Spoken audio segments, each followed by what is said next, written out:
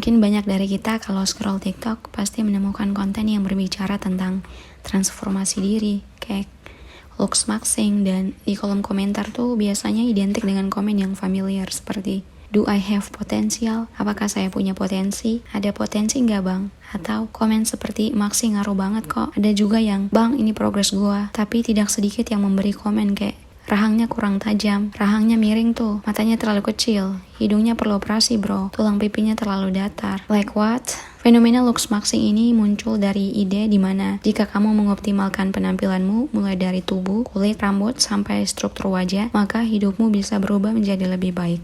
When you become better looking, your life gets exponentially better. Dan figur yang membuat looks maxing jadi populer belakangan ini adalah Clavicula, yang nama aslinya adalah Braden Eric Peters. Clavicula ini seorang streamer dan influencer Amerika Serikat berusia 20 tahun yang lahir pada 17 Desember 2005. Clavicula lahir dan dibesarkan di Hoboken, New Jersey. Ayahnya itu seorang pengusaha dan ibunya seorang ibu rumah tangga dengan latar belakang binaragawan. Wait, your mom is a looks maxer too? Maybe back in the day, she did like bodybuilding. Braden Peters yang dikenal di internet sebagai Clavicula sebenarnya berasal dari sekolah yang cukup elit. Ia sekolah di Seton Hall Preparatory School, sebuah sekolah Katolik swasta yang khusus untuk laki-laki di New Jersey. Tapi menurut pengakuan ia sendiri, kalau masa sekolahnya tidak berjalan mulus. High school wasn't exactly something I enjoyed too much at all. Why? Just because how far it was, and the whole thing with COVID, the first 2 years was kind of online and masked up, and everyone coming in was pretty much from the same town, and I was they were from the south, and I was from up South north. Jersey. Well, south of the school, yeah. Oh, and then gotcha, I would be north, so I didn't know anyone. Ia sering mengatakan kalau ia kesulitan bersosialisasi. Hal-hal sederhana seperti membaca ekspresi orang lain atau melakukan obrolan ringan membuatnya merasa canggung. High school, dude, I used to literally not talk for I'm pretty sure the longest I've gone without speaking was 4 days. I really didn't want to talk to anyone, and I'm not even trolling. Dude, I was so subhuman and so disgusting looking. I didn't even feel necessarily comfortable. Ia sempat kuliah di Sacred Heart University di Connecticut, namun masa kuliahnya itu sangat singkat karena beberapa minggu setelah ia masuk, Clavicula dilaporkan menyimpan steroid di kamar asrama. Okay, so I got basically caught with my pants down, all the roids. Wait, but why were they in your room in the first place? Plenty of college students have drugs in their room. Yeah, I'd say all of them. I got back and there was all these cops in my room. Got back from where? From either class or the cafeteria. Okay. Police inside your room. Police. Okay. They basically found my bag of steroids, and I'm like, You're talking about anabolic steroids at this point. yeah. Okay. They confiscated everything. They're like, we'll be in touch. And I'm like, oh fuck. Setelah kejadian itu, ia dikeluarkan dari kampus dan sejak saat itu ia mulai fokus sepenuhnya membuat konten di internet, streaming, dan membangun karir sebagai figur di komunitas looks maxing. Current point. Now I am able to fully dedicate my time to looks maxing, so I think this is going to wind up being a blessing in the end. Clavicula sering membuat konten tentang analisis wajah dan struktur tulang. So she got 3.5. Why and how can she improve? Well, her mid face is way too long. Obviously, she's got the jowls coming in, horrible nasolabial folds, horrible total facial. And over there, I would say that you probably have the best looks on the panel. Cara meningkatkan daya tarik fisik, kosmetik, dan hormon kritik terhadap standar kecantikan modern. Namun di balik kepopulerannya itu, Clavicula belakangan menjadi sorotan karena ia mendorong versi yang jauh lebih ekstrim dari looks maxing itu sendiri. Dalam beberapa kontennya, Clavicula tidak hanya berbicara tentang merawat diri atau memperbaiki penampilan secara normal. Ia juga memperkenalkan berbagai metode yang jauh lebih ekstrim untuk mengubah bentuk wajah. Salah satu contohnya adalah praktik seperti bone smashing, yaitu memukul atau memberi tekanan pada tulang wajah dengan harapan bentuk wajah bisa berubah. Ide ini sering dikaitkan dengan salah tafsir terhadap konsep biologi yang disebut Wolff Law. Teori ini sebenarnya menjelaskan kalau tulang manusia dapat beradaptasi terhadap tekanan alami. Misalnya saja saat kita berjalan, berlari, atau mengangkat beban, sehingga tulang bisa menjadi lebih kuat dari waktu ke waktu. Namun di internet itu, sebagian orang menafsirkan teori ini secara berbeda, di mana mereka percaya kalau tulang wajah terus diberi tekanan atau bahkan dipukul, maka bentuk wajah bisa berubah menjadi menjadi lebih maskulin. Selain bone smashing, ada juga beberapa metode lain yang sering dibahas oleh clavikular dan pengikutnya di komunitas luxmaxing, yang salah satunya adalah thumb pulling. Teknik ini dilakukan dengan cara menarik atau menekan bagian rahang menggunakan ibu jari. Tujuannya adalah agar rahang terlihat lebih maju. Kind of on the bone, you know what I mean? So I'll show off kind of what I do is I'm gonna hook my tooth, I'm gonna brace my head. This is, common. This is a practice that's included in bone smashing, the bracing of the skull. I'm gonna take my two thumbs and position them on the bone, not on the tooth. And then I'm gonna show you guys my thumb pull.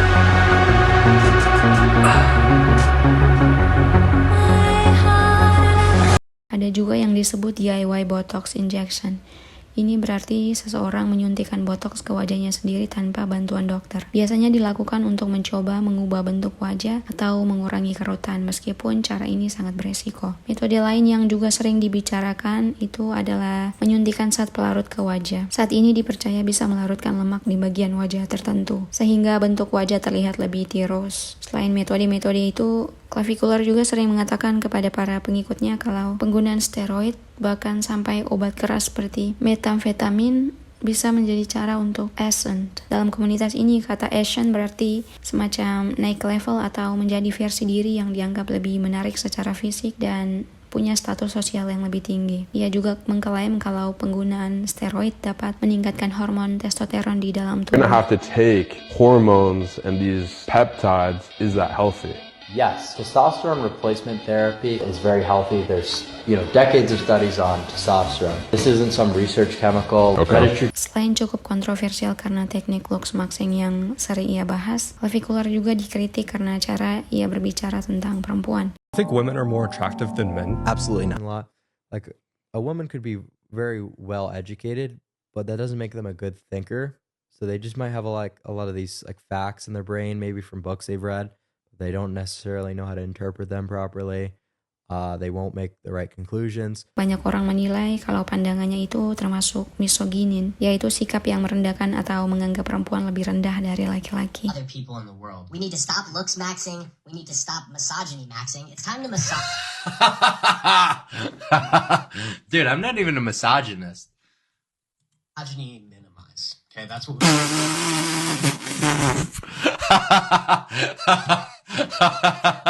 it's like caring so much about how you look and how it affects your experience with women and other people in the world. We need to stop looks maxing. We need to stop misogyny maxing. Ia juga pernah menggunakan istilah kasar seperti voids untuk menyebut perempuan. Istilah voids sebenarnya berasal dari kata female humanoid, yang secara harfiah berarti makhluk yang mirip perempuan. Di beberapa komunitas internet itu, kata ini dipakai untuk menyebut perempuan seolah-olah mereka bukan manusia yang setara, tetapi hanya objek yang dinilai dari penampilan atau fungsi seksualnya. Istilah ini sering muncul di komunitas incel, singkatan dari involuntary celibate, berarti orang yang ingin memiliki pasangan atau hubungan seksual, tetapi mereka merasa tidak mendapatkannya. Di beberapa forum internet itu, sebagian anggota komunitas ini sering menyalahkan perempuan atau sistem sosial atas kesulitan yang mereka alami dalam hubungan. Banyak pengamat internet mengatakan bahwa ide-ide yang sering disampaikan oleh clavikular sebenarnya tidak muncul begitu saja, di mana sebagian pandangannya berkaitan dengan ideologi yang cukup populer di komunitas internet yang dikenal sebagai Manosphere. Manosphere adalah komunitas online yang berisi pria yang berdiskusi tentang cara menjadi lebih menarik atau percaya diri, hubungan dengan perempuan, peran laki-laki dalam masyarakat, dan juga kritik terhadap budaya modern atau feminisme. Ide-ide ini sering dibahas dan dipopulerkan oleh beberapa influencer seperti Andre Tate maupun podcast seperti Fresh and Fit Podcast. Beberapa dokter juga secara terbuka memperingatkan tentang bahaya tren luxmaxing ekstrim yang dipromosikan oleh clavikular ini. Salah satu yang cukup vokal adalah dokter bedah plastik Gary Linkoff yang membahas fenomena ini dalam videonya yang berjudul The Dark Side of Luxmaxing. Dalam penjelasannya, dokter Dr. Linkov mengkritik berbagai praktik ekstrim yang sering dibicarakan di komunitas tersebut. Maxing exists on a spectrum. On one end, you have diet, exercise, skincare, and trying to improve things like our style. On the other hand, you have things like experimental drugs, self-administered injectables, hormonal manipulation, and some unproven and extreme techniques. And clavicular operates more to the extreme of that spectrum. And that is partially why his content provokes such strong reaction. Untuk teknik bone smashing sendiri, Dr. Gary menjelaskan bahwa tulang wajah tidak akan berubah menjadi lebih baik jika sering terkena benturan dari luar. Sebaliknya, hal ini justru bisa menyebabkan saraf terluka, jaringan di wajah rusak, rasa sakit yang berlangsung cukup lama, dan bentuk wajah menjadi tidak seimbang atau tidak simetris. Smashing of the face by using Wolff's Law, and claims that repeated trauma will stimulate facial bone growth.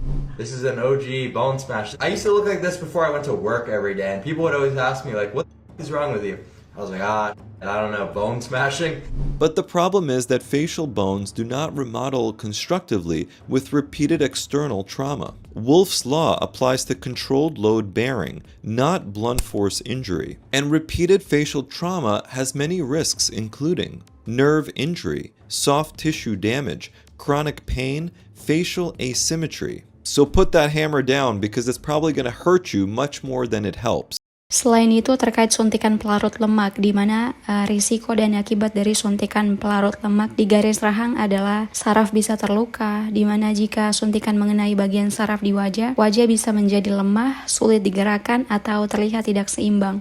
Lemak di wajah bisa rusak permanen. Lemak yang hilang tidak bisa kembali seperti semula, sehingga wajah bisa terlihat lebih tua dan lebih cekung seiring waktu. Cell membranes. These affect soft tissue, not bone, and outcomes depend heavily on anatomy and technique. But remember that deoxycholic acid is not selective for just fat. Injection too close to a facial nerve branch can actually damage the myelin sheath, and this can lead to facial weakness or asymmetry. And though these effects are rarely permanent when the deoxycholic acid is injected into indicated areas such as the submental region, the results could potentially be more lasting if the injections are placed into areas that are not approved for injection of this type of substance. So deoxycholic acid is not approved for injections into the face, and facial nerve injury could be higher in the face compared to the neck. You also get irreversible fat damage with deoxycholic acid, and that can actually lead to a more aged appearance over time in life.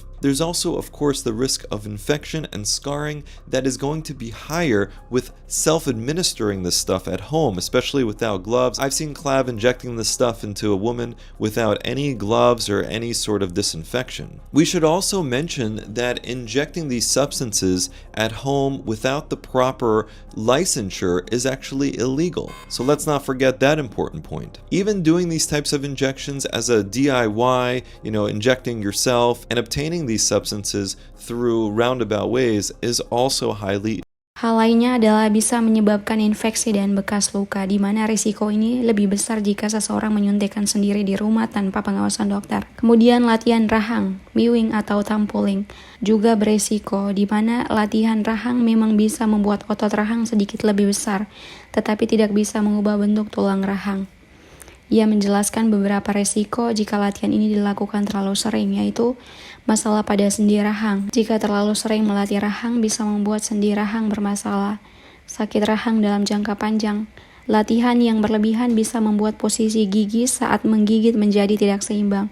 Perubahan penampilan sangat kecil. Bagi banyak orang, latihan ini tidak memberikan perubahan pada wajah yang berarti. Jaw training can of course hypertrophy our muscles, but it does not alter our mandibular bone structure. And overuse of these techniques can increase the risk of temporomandibular joint dysfunction, pain, and bite imbalance. And for many people, this actually has a minimal aesthetic payoff. Meanwhile, people are doing things that can increase their risk of other problems that is going to be much more difficult to solve later on, such as TMJ pain that might become Selain Dr. Gary Linekoff, ada beberapa dokter dan kreator lainnya yang mengkritik tren looks maxing ekstrim ini. Dalam hal ini terkait lagi dengan teknik thumb pulling. Mereka mengatakan bahwa teknik thumb pulling atau latihan rahang tidak akan mengubah struktur bentuk tulang karena ada rentang usia yang sangat berpengaruh. Ours will temporarily loosen sutures and the fascia and loosen the mid-plantar suture so that everything literally shifts back into place. Let's try it, Karen. Let's try it. Some Put of your this thumbs in there. YouTube stuff needs to go.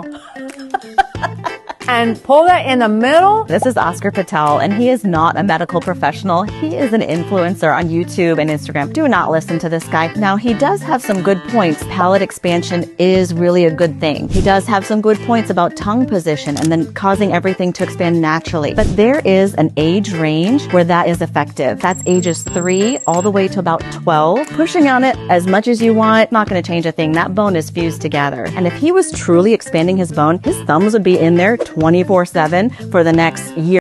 Dan konten yang dibuat Clavicula itu sebenarnya punya target yang cukup jelas. Kebanyakan penontonnya itu adalah anak muda, terutama laki-laki yang merasa tidak percaya diri dengan penampilan mereka. Banyak dari mereka adalah remaja yang merasa tidak menarik, sulit mendapatkan pacar, atau merasa tidak cocok dengan lingkungan sosialnya. Di dalam kontennya, Clavicula sering menyampaikan cara berpikir tertentu tentang penampilan. Ia bilang kalau dalam dunia nyata hanya sekitar 1-2% laki-laki yang paling menarik secara fisik, yang benar-benar sukses dengan perempuan. To benefit anyone in their life the most is going to be the looks by a huge degree. You know what I mean? In terms of treatment, in terms of job opportunities, and in terms of just overall success with women.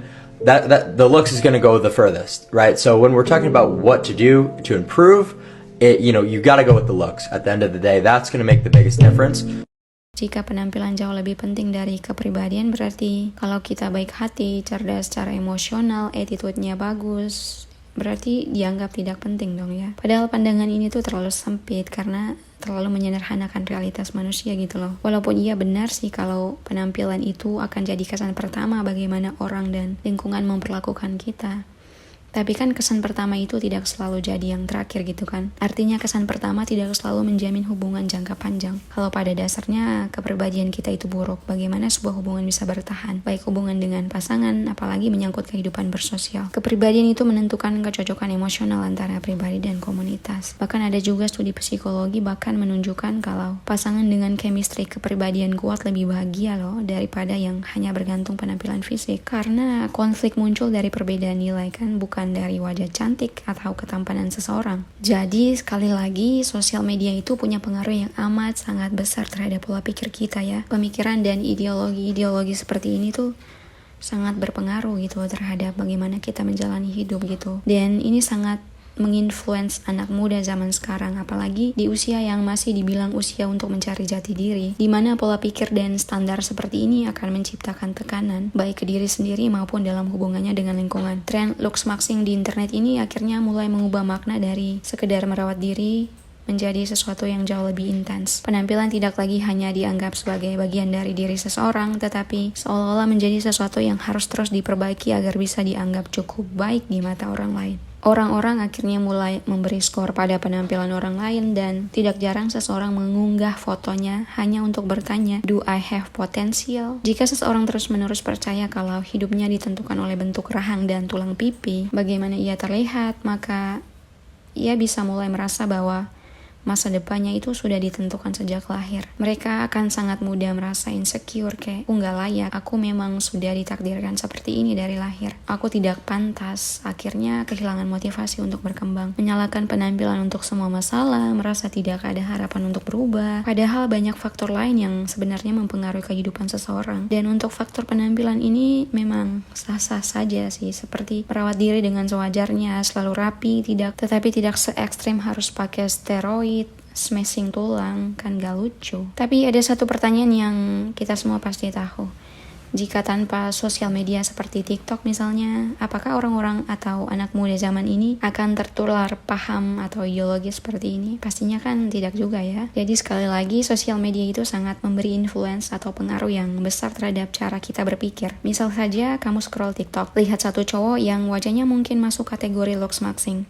Kemudian kamu nonton videonya sampai selesai. Berikut lagi, ketika scroll, pasti rekomendasi algoritma itu menampilkan konten serupa karena algoritma menangkap sinyal kalau kamu menyukai konten seperti itu. Yang akhirnya konten ini membuat otak jadi penasaran, seperti masa iya penampilan lebih penting dari kepribadian. Lalu akhirnya muncul rasa ingin mencari tahu lebih dalam. Apa sih looks maxing itu? Jadinya keterusan sampai lama-lama otak menerima dan juga ikut memvalidasi sebagai standar yang harus dicoba. Apalagi konten yang radikal atau ekstrim. Konten yang menampilkan transformasi glow up seperti ini memang sangat disukai algoritma karena mendapat engagement lebih tinggi dari hasil interaksi audiensnya. Misal orang menjadi penasaran dan bilang, "Do I have potential?" Atau bertanya bagaimana caranya. Ini loh seharusnya kita itu terlihat. Bagi tipsnya dong. Dan ketika standar ini menyebar, lama-kelamaan akan jadi online culture yang membudaya dan konten-konten yang dibuat serupa juga akan menginfluence atau mempengaruhi lebih banyak orang dan akhirnya familiar dan menjadi sebuah tren. Jika dilihat dari sudut pandang yang lebih luas, sebenarnya konsep looks maxing bukanlah sesuatu yang benar-benar baru, karena sejak lama kita tuh sudah melakukan berbagai cara gitu untuk memperbaiki dan meningkatkan penampilan diri. Hanya saja dulu hal ini tidak disebut dengan istilah looks maxing. Misalnya kita berolahraga agar tubuh lebih sehat, merawat kulit, memotong rambut agar terlihat rapi, berpakaian dengan lebih baik, menjaga berat badan hingga memperbaiki postur tubuh. Semua hal tersebut pada dasarnya adalah bentuk usaha untuk meningkatkan penampilan atau improving appearance. Dalam banyak budaya, hal-hal seperti ini bahkan dianggap sebagai sesuatu yang normal dan positif karena sering dikaitkan dengan perawatan diri, kebiasaan grooming, dan juga bagian dari pengembangan diri atau personal development. Jadi pada intinya penampilan fisik itu sesuatu yang memang dibutuhkan, tetapi bukan semata-mata agar dikagumi, divalidasi, dihormati, disegani, diakui keberadaannya. Tetapi konsepnya harus lebih ke mencintai diri sendiri dengan merawat citra diri, makan makanan yang sehat, berolahraga, tampil rapi, bersih, dan tidak seharusnya se-ekstrim yang diperkenalkan oleh clavikular dan komunitas looks maxingnya. Tidak perlu merasa insecure, merasa tidak pantas. Kita itu unik sebagai manusia. Yang terpenting mau upgrade diri dan tahu apa yang benar-benar kita inginkan, apa yang benar-benar ingin kita capai dalam hidup. Upgrade diri dengan pengetahuan, upgrade skill, mencintai diri dengan merawatnya. Jadi seimbang antara fisik dan psikis yang menyangkut kepribadian, cara berpikir, emosi, nilai hidup, karakter, kecerdasan. Bukan fisik saja sih yang harus di-upgrade. Kita tidak menjalani hidup hanya dari tampilan luarnya saja, karena tampilan dalam persona kita lebih menentukan bagaimana kita sebagai manusia, makhluk sosial menjalani hidup yang seharusnya.